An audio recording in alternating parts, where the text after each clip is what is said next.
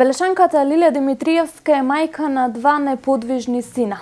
Над 25 години таа со своите синови се бори со болеста церебрална парализа. Се бори и живее да им овозможи што попристоен живот. Од општина Велес си ветиле приватен асистент, меѓутоа се останало само на збори ветување. Прашањето е до кога институциите и државата ќе немаат слух за ваквите случаи.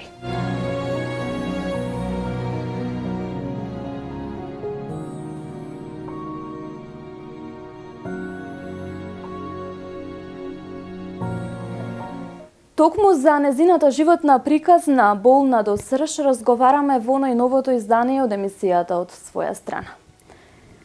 Тетка Лиле, ти благодарам што не удостои со твоето гостопримство во твојот топол дом, впрочем какво што е и твоето големо и топло срце. Како си? Добри, да речеме, буткаме некако и се бориме некако со двајца сина неподвижни, со години, ено 26 години, 27 години ќе не фати како се бориме, а јас останав без сопругот. 7 години се борам сама, сосем сама се борам со нив, али ми е многу тешко. Од каде дојде болеста, тетка Лиле? Кога? Како? Што велат докторите? Докторите што викаат, дигаат рамена и мајка природа. Тоа не го викаат. Мајка природа и рамената ги дигаат. На која возраст се појави церебралната парализа? Они имаше, може, постариов беше 4-5 оделение, тука 5 оделение. До тогаш ништо, се нормално, се? Да, се си беше нормално, децата си беа нормално здрави, родени, проодени, прозборувани. Се у нормалата беше. Од 6 оделение таму, они почнаа симптоми да покажуваат. Истовремено кај двете деца се истовремено се вуват симптоми? Покасно кај помалиот беше, Така, прво кај едното дете, па после кај... После кај другото беше. Што превземавте како родители? Ние како родители, тоа затоа што мислиме дека не е ништо, ама после мораше отидовме во Скопје на испитување. Значи го испита постариот од А до Ш, што се вика, они ни пронајдоа диагноза церебрални пречки, ни рекоа дека било. Кога ние и го носевме и малово дете. Кога го носевме малово дете, ни рекоа, ние викаме, може ли и малово да го прегледате у државна болница? Веќе почна кај него да се јавуваат симптомите? Кај помалото, кога рековте да го прегледаат? Или вие сакавте да се осигурат? Не, немаше, ама ние сакавме да го видат. И кога ние бевме кај професор Жана Влашки беше у државна болница у Скопје, и она рече, донесете го и малото да го видиме дете, и тогаш јас истрчав, а малово одеше по една даска, така си одеше. Се и викам, дојди сине ваму, викам да те види докторката. Така. И кога го носам таму и докторката вика, ајде вика нека оди еднаш, два пати вака да го видам. Него иста диагноза вика. Тогаш јас си почнам Удар. Тогаш јас си почнам да плачам, викам како Господи и двете деца да бидат така. Судбина на некој начин, тетка Лиле, што да кажеме? И тогаш ми падна многу тешко. Така. Со која помош вие се изборивте до ден денес, еве, да останете силна и храбра жена која што им овозможува до ден денес пристоен живот на своите деца? Со која помош? Кажавте со сопругот, меѓутоа и тој почина? Да, он почина, јас сама. Со која помош? Со Господова помош. Со која помош? Што ве движеше Немав напред? помош, сама себе се борев, барав човек да најдам за да ми помогне да го гледам. Немав со кого и сама викав, немам на кого да се обратам. Немам, тешко ми е душава и срцево ме боли, кај да се обратам, Господе. Сум се зборувала сама себе така, сум викала. Додека беше сопругот беше подруго? Подруго беше, друго беше, он ми беше потпор. Ама потпорот си замина, сама останав и душата ме боли, срцето до ден денеска ме боли. Уморно ли се чувствувате? Да, многу, многу уморно, многу тешко. Над 25 години сте обстоиле во оваа животна борба, јас ќе ја наречам. Што ќе биде понатаму? Побаравте ли помош од институциите? Како реагира општина Велес? Дали некој го слуша плачот на еве една тажна мајка? Многу пати сум плачала и сум се јавувала во општина. Општината јави се еднаш, а ќе биде кога ќе каже министерката за асистент, ќе пуштиме, ќе биде, причеке уште малце, ќе биде, се така и така и така, и тетка Лила така животот го истера до ден денеска. Еднаш ми пуштија 6 месеци, 2 асистенти, не биле задоволни од што им платиле, што им да ги давале тие пари што ги зимале. Они ми вика, идеме ние атер 6 месеци, а 9 месеци беа платени за да работат. Ама они кажуваат дека, ми кажуваа мене и се жалеа дека они подпишале договор на толку пари, они им дале помалце пари и они викаат, ние не можеме да идеме за тие пари. Ова што го идевне од што морав, не ради тебе, од што те гледам некако се мачиш. И тоа беше се од општината. Друго нема, ништо од општината. Ништо нема.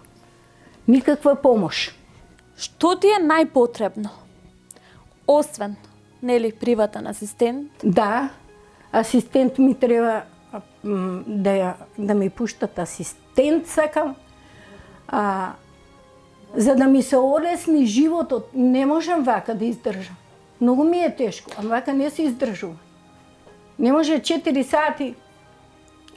сати да бидам, ја сама да имам човек и после сама останувам. Така, И да ги значи легнам, потребна и да е ги двојна смеј. смена, така? 2 асистенти кои што ќе работат во двојна смена? Да. И најпотребно ми е што сакам да има возило, кога тоа возило што го имаат мобилност, нели треба тоа возило Доаѓајќи, ќе ве прекинам, доаѓајќи наваму, видовме дека ова е стрмен пат, ова е стрмнина, како овие луѓе, овие деца, како да се изнесат, да се прошетаат, прашањето е што во тој дел ви е потребно? Во тој дел освен возило. Дали ви е овозможено тоа? Дали сте го побарале? Дали Сни го побарале, а не сни го добиле. кој е нивниот изговор? Зошто? Не знам зошто што е работава. Ние се јавуваме за да дојдат да ги изнесеме, ако не поише во градот да ги прошетаме. Токму така. Само у градот ние сме барале да ги прошетаме колку од дома. Сакате да ми кажете дека вашите 2 синови не се излезени од дома? Не се излезени. Само што отидомне на бања и тоа беше преку фондот. Преку фондот дадоа за мене не даваат преку фондот, како мајка мене не ми даваат. А дали може децата да одат овие сами 2 деца? Да бидат без придружба? Да. Не ви даваат да сте придружба? Да. Не ни даваат. Не ни даваат придружба, не ни даваат. А финанси? Ни финанси. Финанси даваат што нега. Што треба да платам жена, да платам масерка, да домашни услови, што имам трошкови во ано, тоа е. Друго ништо немам, никаква помош. Значи дури имате проблеми со бањата. Да. Не можете да ги однесете децата на бања. Да, не можеме додека не ни пуштат они асистенти. И не можам, како пример, ја не можам донам. Вие не ви е одобрено како придружба да одите? Ја на докторката, а кај нас у Велес, што треба да ми пиши у физикална, јас сум се молела и сум плачела. Јас сум лежела у физикална со децава, случката ја знае каква е. Да. И се молам докторке, кога ми каже дека не одбиле, нели? А викаше дека ќе гледаме за мајката да може да ја пуштат. И јас тогаш ги фрлив документите и реков, доктор, ке мене ли ми најдовте сега да ме одбиете во 26 години, викам. Значи, има деца што стварно, верувам, мајки, има изгорени души со разни диагнози, нели, на деца, што можат се подвижни, одат, се тие можат секако да се однесат. Моите деца се потежок случај, што стварно, ја не викам да ги носат 3 пати во годината како што одат другите деца, подвижните. Ама, барем годишно ли, да може 2 пати во годината моите да ги изнесат или кога ќе го викнам комбето да дојде па да ги прошета моите деца. Тоа не е луксус, значи нив има потреба, бањата. Да. Некој мора овде да реагира за и вие да бидете и придружба и да отидете со нив и нив да им одобрат. Да. И финанси и се. Тука ми се наметна прашањето, кажавте дека имате приватен асистент кој ви помага и кој сами го плаќате. Ние се затекнавме со господјата, во наредните минути ќе ја видиме исто пред камерите и ние. Ви осетивте потреба од човек кој што ќе ви помага и си плаќате приватен асистент? Да, приватен. И приватна масерката ми иде, приватно ја плаќам, човекот приватно го плаќам. Колкава треба да биде таа нега за да може да се дозволите и приватен асистент, и масерка, и лекови? Тие пари што ми ги даваат сите водат за тоа. И ми била голема сума на пари сум взимала. Колку време сте веќе со приватен асистент? Па 6-7 месеца толку. Чувствувате олеснување некое? Многу.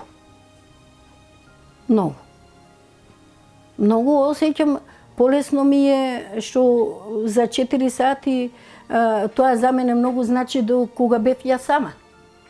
Ја сама бев. Цел живот? Цел живот сама.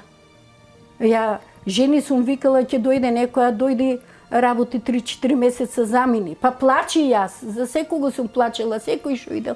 Со плачки сум го испраќала. Молим те дојди, сум ги молела. Немој да си одиш. Ама имаш и други што вика, не, значи, ја не можам за толку пари да идам, не знам воа, не знам тоа. Јас сум се чудела како да се снајдам, прибедејќи и си бараат поише пари, како нормално вика 2 деца имаш и они ќе си заминат. Тоа е и нормално и кај нив. А јас немам да ги платам и сум останувала многу пати и сама. Блиските, комшиите, како реагираат на твојата судбина? Спремни ли се да слушнат роднините за маките низ кои што ти минеш? Не знам како да кажам. Не знам. На крајот од денот сами ќе дојдат. Сами ќе се соочиме што правите, со како правите, воано, и ќе си заминат и си останувам сама. Товарот останува на твоите плеки. Да. Ете, тоа е. Што да правам? Тетка Лилја, ние дојдовме со телевизиска екипа од телевизија Сонце токму за онаа првична цел јавноста да слушна, јавноста да види, да разберат институциите дека конечно тебе ти е потребна таа помош, дека тебе конечно ти е не да е заслужено, туку е презаслужено да имаш асистенти, персонални асистенти кои ќе ги плаќа државата, а не ти од твојата нега за твоите деца. Што ќе порачаме пред камерите на сите оние кои што треба да ја слушнат твојата порака и твојата приказна? Пораката од една мајка со една ваква судбина. Ајде да ја упатиме. Пред сите медиуми им се молам да ја потераат таа работа и да ми помогнат што можат поише. Зошто не може вака, не се издржува више. Тешко е. Нека гледаат што можат да направат. Им се молам, им се замолувам дека животот многу ми е тежок. Многу ми е тежок, не можам вака да издржам. Сум издржувала заедно со мажот ми. сама 7 години сега и више немам сила. Немам сила. Потребно е да слушнат, животот поминува, ти стареш, треба да се знае, мислам државата треба веќе да реши што ќе биде со ваквите лица после смртта на нивните родители. Сега за сега ајде ќе речеме добро е, меѓутоа што после? Ја не знам они што мислат, не знам. Не знам, држава наша треба Конечно мислам дека треба да се понудат решенија решенија за ваквите случаи. Да. За овие случаи они треба да превземат ако сакаат ние да имаме држава кој што треба. Не само за мене, кажувам за сите мајки што имаат вакави и деца, Бога ми многу е болно и тешко. На сите им е тешко, им верувам, бидејќи знам имам голема мака и голем товар на душата и сите ги молам, сите институции ги молам да превземат за овие особи, за овие дечина, за овие невини души, што Ништо не му сгрешиле на никого. Не сгрешили и не рекле. Тетка, што да речем? Тешко е, стварно тешко е. На секој родител е тешко. И они да си земат малце на своја кожа да видат како е болно тоа, како боли, како е мачно. Да го гледаш детето како ти вене пред теб. И седнато во 4 зида. Да седи и се истата монотонија. Боли, ме боли душева, ме боли тетка душева, ме боли. Многу ми е тешко. Што да кажам, многу ми е тешко, ти не се ни во народ смешани, излезени, прошетани, градот не го знаат. Ми вика, мамо, како е дворот околу, кажи ми. Не, у дворот излезена не подалеку. Кажи ми шо од тоа, шо да кажам друго, шо да кажам. Нека се смилува државава, нека рече дека треба први на овие да им се помогне, ако сакаат уни нашава држава да тргне, да биде први на овие лица се помага, па после доди напред државата. Зашто Господ това не го сака вака. Господ сака помош, да му пружиш кога му е најтешко на човека, да му е пружиш раката. А тоа кај нас го нема.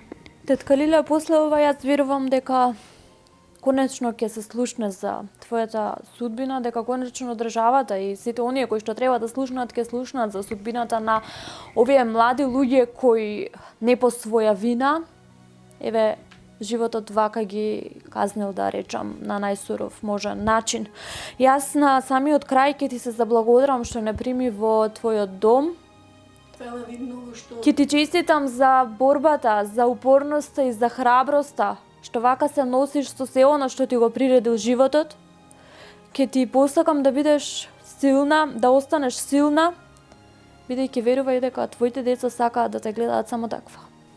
Да, така е. А воедно сакам да кажам дека многу му се заблагодарувам и на Чичко Ацо, што Чичко Ацо ја потера работата за да бидат овие деца да видат нешто во животот. Токму преку Чичко Ацо јас го видов видеото кое беше споделено на социјалните медиуми и дефинитивно одма решивме да дојдеме, да ја слушнеме твојата приказна и секако нели да ја слушнат сите оние кои што треба да ја слушнат. Така е. Да, а исто и се заблагодарувам и на жената што е кај мене, што толку многу убаво ми ги гледа децата. Сум презадоволна. Значи толку ја засакаа за брзо време. И си ги сакам, ги поштувам пријателите и стварно оние што ми пружиле рака и сите други ги сакам, никого не мразам, никого не му мислам лошо, секого го сакам, зашто боледувам во душата, знам како е. Знам, болка имам на душата и во моја кожа тоа е онадено и секого го сакам, го поштувам. Што да кажам друго, више немам сила више што да кажувам. Имам многу да кажувам, ама... Оставаме на оние на кои што треба да се потпреме да реагираат. Да. Да реагираат и што побрзо да се реши овој случај.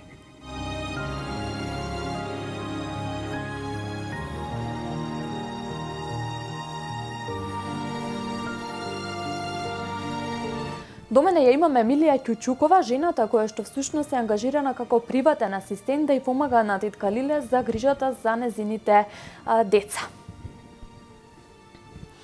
Емилија, веќе 7 месеци си ангажирана како приватен асистент и помошник на тетка Лиле. Од каде е иницијативата? Кој баш тебе те најми да ја помагаш на оваа жена? Така, јас веќе 7 месеци работам со тетка Лиле и помагам за дечките. Имам пријателка што ми информираше да ја претходно имам чувано исто неколку души, нели помагано. Дечки со церебрална парализа. Не, возрастни луѓе. И жената ми се јави, пријателка ми е, и ме информираше дека на мајка Лиле и треба асистент. И јас дојдов кај нив. Разговаравме и нели се договоривме да почнам да идам од понеделник до петок по 4 сата. Она ме плаќа 100 денари од сат. Меѓутоа нас ќе ни треба уште еден асистент затоа што вие деца се малку потешки за чување. Ние работиме, имаме помошни помагала што ги креваме. Меѓутоа е тешка работата.